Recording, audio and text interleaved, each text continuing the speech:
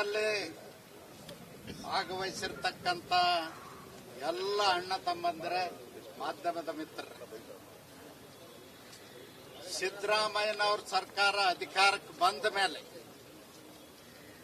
ಪ್ರತಿನಿತ್ಯ ಒಂದಿಲ್ಲ ಒಂದು ದುರಂತಗಳು ಆಗ್ತಾ ಇದ್ದಾವೆ.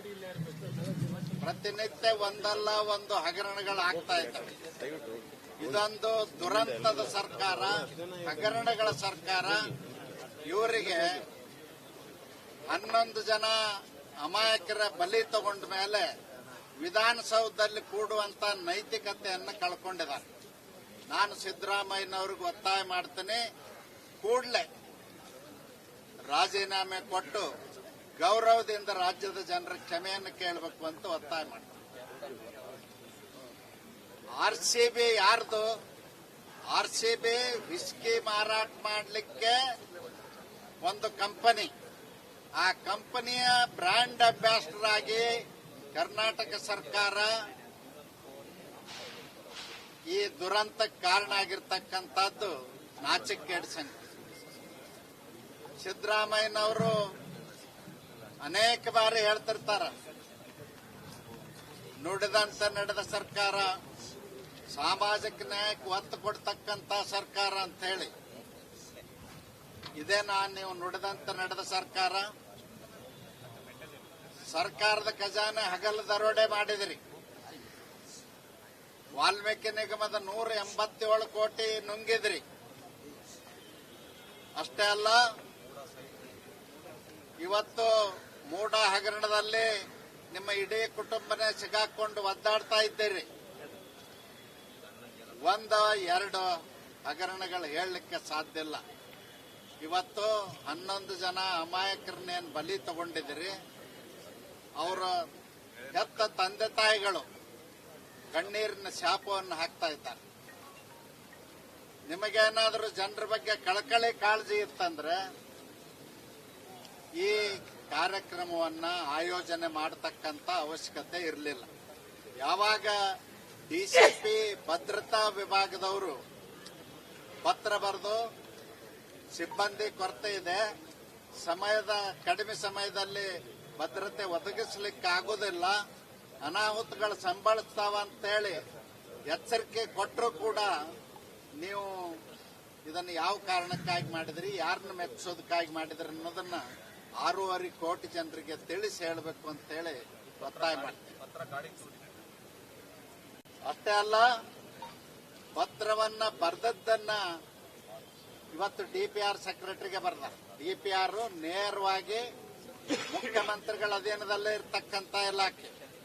ಸ್ವತಃ ಮುಖ್ಯ ಕಾರ್ಯದರ್ಶಿಗಳನ್ನೇ ನೀವು ಪೆಂಡಾಲ್ ಹಾಕ್ಲಿಕ್ಕೆ ಕಳಿಸ್ತೀರಿ, ಸ್ಟೇಡಿಯಂದಾಗ ಓಡಾಡ್ಲಿಕ್ಕೆ ಹಚ್ತೀರಿ ಅಂದ್ರೆ ನಿಮ್ಮ ಸರ್ಕಾರದ ನೈತಿಕತೆ ಏನು?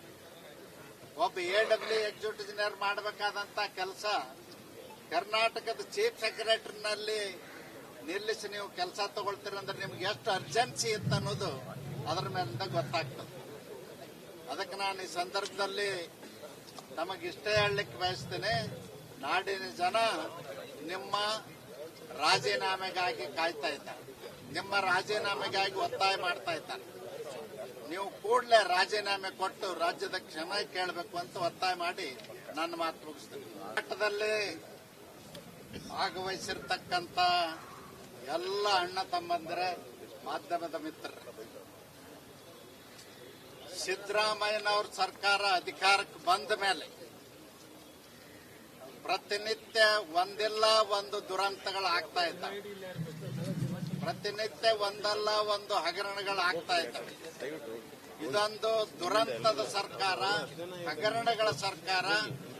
ಇವರಿಗೆ 11 ಜನ ಅಮಾಯಕರ ಬಲಿ ತಗೊಂಡ ಮೇಲೆ ವಿಧಾನಸೌಧದಲ್ಲಿ ಕೂಡುವಂತ ನೈತಿಕತೆಯನ್ನು ಕಳ್ಕೊಂಡಿದ್ದಾರೆ. ನಾನು ಸಿದ್ದರಾಮಯ್ಯನವ್ರಿಗೆ ಒತ್ತಾಯ ಮಾಡ್ತೇನೆ, ಕೂಡಲೇ ರಾಜೀನಾಮೆ ಕೊಟ್ಟು ಗೌರವದಿಂದ ರಾಜ್ಯದ ಜನರ ಕ್ಷಮೆಯನ್ನು ಕೇಳಬೇಕು ಅಂತ ಒತ್ತಾಯ ಮಾಡ್ತೀನಿ. ಆರ್ಸಿಬಿ ಯಾರ್ದು? ಆರ್ಸಿಬಿ ವಿಸ್ಕಿ ಮಾರಾಟ ಮಾಡಲಿಕ್ಕೆ ಒಂದು ಕಂಪನಿ. ಆ ಕಂಪನಿಯ ಬ್ರ್ಯಾಂಡ್ ಅಂಬಾಸಿಡರ್ ಆಗಿ ಕರ್ನಾಟಕ ಸರ್ಕಾರ ಈ ದುರಂತಕ್ಕೆ ಕಾರಣ ಆಗಿರ್ತಕ್ಕಂಥದ್ದು ನಾಚಿಕೆಗೇಡು ಸಂಗತಿ. ಸಿದ್ದರಾಮಯ್ಯನವರು ಅನೇಕ ಬಾರಿ ಹೇಳ್ತಿರ್ತಾರ, ನುಡಿದಂತೆ ನಡೆದ ಸರ್ಕಾರ, ಸಾಮಾಜಿಕ ನ್ಯಾಯಕ್ಕೆ ಒತ್ತು ಕೊಡ್ತಕ್ಕಂತ ಸರ್ಕಾರ ಅಂತ ಹೇಳಿ. ಇದೇನಾ ನೀವು ನುಡಿದಂತೆ ನಡೆದ ಸರ್ಕಾರ? ಸರ್ಕಾರದ ಖಜಾನೆ ಹಗಲು ದರೋಡೆ ಮಾಡಿದಿರಿ. ವಾಲ್ಮೀಕಿ ನಿಗಮದ 187 ಕೋಟಿ ನುಂಗಿದ್ರಿ. ಅಷ್ಟೇ ಅಲ್ಲ, ಇವತ್ತು ಮೂಡ ಹಗರಣದಲ್ಲಿ ನಿಮ್ಮ ಇಡೀ ಕುಟುಂಬನೇ ಸಿಗಾಕೊಂಡು ಒದ್ದಾಡ್ತಾ ಇದ್ದೀರಿ. 1-2 ಹಗರಣಗಳು ಹೇಳಲಿಕ್ಕೆ ಸಾಧ್ಯ ಇಲ್ಲ. ಇವತ್ತು 11 ಜನ ಅಮಾಯಕರನ್ನೇನು ಬಲಿ ತಗೊಂಡಿದ್ದೀರಿ. ಅವರ ಹೆತ್ತ ತಂದೆ ತಾಯಿಗಳು ಕಣ್ಣೀರಿನ ಶಾಪವನ್ನು ಹಾಕ್ತಾ ಇದ್ದಾರೆ. ನಿಮಗೇನಾದರೂ ಜನರ ಬಗ್ಗೆ ಕಳಕಳಿ ಕಾಳಜಿ ಇತ್ತಂದ್ರೆ ಈ ಕಾರ್ಯಕ್ರಮವನ್ನ ಆಯೋಜನೆ ಮಾಡತಕ್ಕಂತ ಅವಶ್ಯಕತೆ ಇರಲಿಲ್ಲ.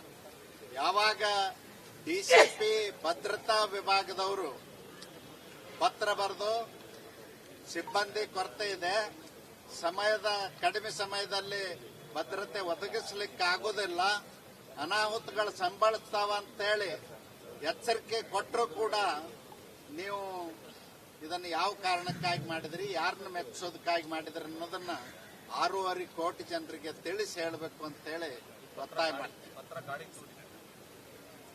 ಅಷ್ಟೇ ಅಲ್ಲ, ಪತ್ರವನ್ನ ಬರೆದದ್ದನ್ನ ಇವತ್ತು ಡಿಪಿಆರ್ ಸೆಕ್ರೆಟರಿಗೆ ಬರೆದ.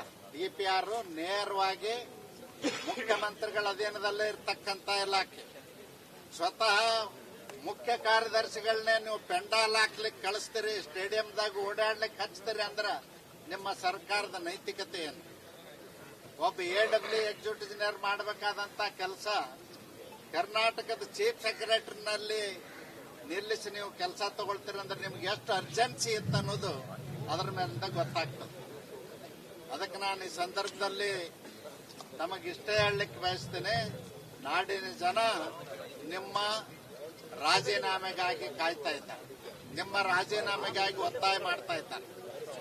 ನೀವು ಕೂಡಲೇ ರಾಜೀನಾಮೆ ಕೊಟ್ಟು ರಾಜ್ಯದ ಕ್ಷಮೆ ಕೇಳಬೇಕು ಅಂತ ಒತ್ತಾಯ ಮಾಡಿ ನನ್ನ ಮಾತು ಮುಗಿಸ್ತೇನೆ. ಹೋರಾಟದಲ್ಲಿ ಭಾಗವಹಿಸಿರ್ತಕ್ಕಂಥ ಎಲ್ಲ ಅಣ್ಣ ತಮ್ಮಂದಿರೇ, ಮಾಧ್ಯಮದ ಮಿತ್ರರು, ಸಿದ್ದರಾಮಯ್ಯನವ್ರ ಸರ್ಕಾರ ಅಧಿಕಾರಕ್ಕೆ ಬಂದ ಮೇಲೆ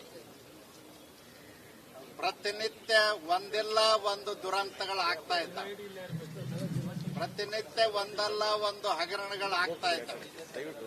ಇದೊಂದು ದುರಂತದ ಸರ್ಕಾರ, ಹಗರಣಗಳ ಸರ್ಕಾರ. ಇವರಿಗೆ 11 ಜನ ಅಮಾಯಕರ ಬಲಿ ತಗೊಂಡ ಮೇಲೆ ವಿಧಾನಸೌಧದಲ್ಲಿ ಕೂಡುವಂತ ನೈತಿಕತೆಯನ್ನು ಕಳ್ಕೊಂಡಿದ್ದಾರೆ. ನಾನು ಸಿದ್ದರಾಮಯ್ಯನವ್ರಿಗೆ ಒತ್ತಾಯ ಮಾಡ್ತೇನೆ, ಕೂಡಲೇ ರಾಜೀನಾಮೆ ಕೊಟ್ಟು ಗೌರವದಿಂದ ರಾಜ್ಯದ ಜನರ ಕ್ಷಮೆಯನ್ನು ಕೇಳಬೇಕು ಅಂತ ಒತ್ತಾಯ ಮಾಡ್ತೀನಿ. RCB ಯಾರ್ದು? RCB ವಿಸ್ಕಿ ಮಾರಾಟ ಮಾಡಲಿಕ್ಕೆ ಒಂದು ಕಂಪನಿ. ಆ ಕಂಪನಿಯ ಬ್ರ್ಯಾಂಡ್ ಅಂಬಾಸಿಡರ್ ಆಗಿ ಕರ್ನಾಟಕ ಸರ್ಕಾರ ಈ ದುರಂತಕ್ಕೆ ಕಾರಣ ಆಗಿರ್ತಕ್ಕಂಥದ್ದು ನಾಚಿಕೆಗೇಡು ಸಂಗತಿ. ಸಿದ್ದರಾಮಯ್ಯನವರು ಅನೇಕ ಬಾರಿ ಹೇಳ್ತಿರ್ತಾರ, ನುಡಿದಂತೆ ನಡೆದ ಸರ್ಕಾರ, ಸಾಮಾಜಿಕ ನ್ಯಾಯಕ್ಕೆ ಒತ್ತು ಕೊಡ್ತಕ್ಕಂತ ಸರ್ಕಾರ ಅಂತ ಹೇಳಿ. ಇದೇನಾ ನೀವು ನುಡಿದಂತೆ ನಡೆದ ಸರ್ಕಾರ? ಸರ್ಕಾರದ ಖಜಾನೆ ಹಗಲು ದರೋಡೆ ಮಾಡಿದಿರಿ. ವಾಲ್ಮೀಕಿ ನಿಗಮದ 187 ಕೋಟಿ ನುಂಗಿದ್ರಿ. ಅಷ್ಟೇ ಅಲ್ಲ, ಇವತ್ತು ಮೂಡ ಹಗರಣದಲ್ಲಿ ನಿಮ್ಮ ಇಡೀ ಕುಟುಂಬನೇ ಸಿಗಾಕೊಂಡು ಒದ್ದಾಡ್ತಾ ಇದ್ದೀರಿ. 1-2 ಹಗರಣಗಳು ಹೇಳಲಿಕ್ಕೆ ಸಾಧ್ಯ ಇಲ್ಲ. ಇವತ್ತು 11 ಜನ ಅಮಾಯಕರನ್ನೇನು ಬಲಿ ತಗೊಂಡಿದ್ದೀರಿ. ಅವರ ಹೆತ್ತ ತಂದೆ ತಾಯಿಗಳು ಕಣ್ಣೀರಿನ ಶಾಪವನ್ನು ಹಾಕ್ತಾ ಇದ್ದಾರೆ. ನಿಮಗೇನಾದರೂ ಜನರ ಬಗ್ಗೆ ಕಳಕಳಿ ಕಾಳಜಿ ಇತ್ತಂದ್ರೆ ಈ ಕಾರ್ಯಕ್ರಮವನ್ನ ಆಯೋಜನೆ ಮಾಡತಕ್ಕಂತ ಅವಶ್ಯಕತೆ ಇರಲಿಲ್ಲ. ಯಾವಾಗ ಡಿಸಿಪಿ ಭದ್ರತಾ ವಿಭಾಗದವರು ಪತ್ರ ಬರೆದು ಸಿಬ್ಬಂದಿ ಕೊರತೆ ಇದೆ, ಕಡಿಮೆ ಸಮಯದಲ್ಲಿ ಭದ್ರತೆ ಒದಗಿಸಲಿಕ್ಕೆ ಆಗೋದಿಲ್ಲ, ಅನಾಹುತಗಳು ಸಂಭವಿಸ್ತಾವ ಅಂತೇಳಿ ಎಚ್ಚರಿಕೆ ಕೊಟ್ಟರು ಕೂಡ ನೀವು ಇದನ್ನು ಯಾವ ಕಾರಣಕ್ಕಾಗಿ ಮಾಡಿದ್ರಿ, ಯಾರನ್ನ ಮೆಚ್ಚಿಸೋದಕ್ಕಾಗಿ ಮಾಡಿದ್ರಿ ಅನ್ನೋದನ್ನ 6.5 ಕೋಟಿ ಜನರಿಗೆ ತಿಳಿಸಿ ಹೇಳಬೇಕು ಅಂತೇಳಿ ಒತ್ತಾಯ ಮಾಡ್ತೀವಿ. ಅಷ್ಟೇ ಅಲ್ಲ, ಪತ್ರವನ್ನ ಬರೆದದ್ದನ್ನ ಇವತ್ತು ಡಿಪಿಆರ್ ಸೆಕ್ರೆಟರಿಗೆ ಬರೆದ. ಡಿಪಿಆರ್ ನೇರವಾಗಿ ಮುಖ್ಯಮಂತ್ರಿಗಳ ಅಧೀನದಲ್ಲೇ ಇರ್ತಕ್ಕಂಥ ಇಲಾಖೆ. ಸ್ವತಃ ಮುಖ್ಯ ಕಾರ್ಯದರ್ಶಿಗಳನ್ನೇ ನೀವು ಪೆಂಡಾಲ್ ಹಾಕ್ಲಿಕ್ಕೆ ಕಳಿಸ್ತೀರಿ, ಸ್ಟೇಡಿಯಂದಾಗ ಓಡಾಡ್ಲಿಕ್ಕೆ ಹಚ್ತೀರಿ ಅಂದ್ರೆ ನಿಮ್ಮ ಸರ್ಕಾರದ ನೈತಿಕತೆ ಏನು? ಒಬ್ಬ AW ಎಕ್ಸಿಕ್ಯೂಟಿವ್ ಇಂಜಿನಿಯರ್ ಮಾಡಬೇಕಾದಂತ ಕೆಲಸ ಕರ್ನಾಟಕದ ಚೀಫ್ ಸೆಕ್ರೆಟರಿನಲ್ಲಿ ನಿಲ್ಲಿಸಿ ನೀವು ಕೆಲಸ ತಗೊಳ್ತೀರಿ ಅಂದ್ರೆ ನಿಮ್ಗೆ ಎಷ್ಟು ಅರ್ಜೆನ್ಸಿ ಇತ್ತು ಅನ್ನೋದು ಅದರ ಮೇಲಿಂದ ಗೊತ್ತಾಗ್ತದೆ. ಅದಕ್ಕೆ ನಾನು ಈ ಸಂದರ್ಭದಲ್ಲಿ ನಮಗಿಷ್ಟೇ ಹೇಳಲಿಕ್ಕೆ ಬಯಸ್ತೇನೆ, ನಾಡಿನ ಜನ ನಿಮ್ಮ ರಾಜೀನಾಮೆಗಾಗಿ ಕಾಯ್ತಾ ಇದ್ದಾರೆ, ನಿಮ್ಮ ರಾಜೀನಾಮೆಗಾಗಿ ಒತ್ತಾಯ ಮಾಡ್ತಾ ಇದ್ದಾರೆ. ನೀವು ಕೂಡಲೇ ರಾಜೀನಾಮೆ ಕೊಟ್ಟು ರಾಜ್ಯದ ಕ್ಷಮೆ ಕೇಳಬೇಕು ಅಂತ ಒತ್ತಾಯ ಮಾಡಿ ನನ್ನ ಮಾತು ಮುಗಿಸ್ತೇನೆ.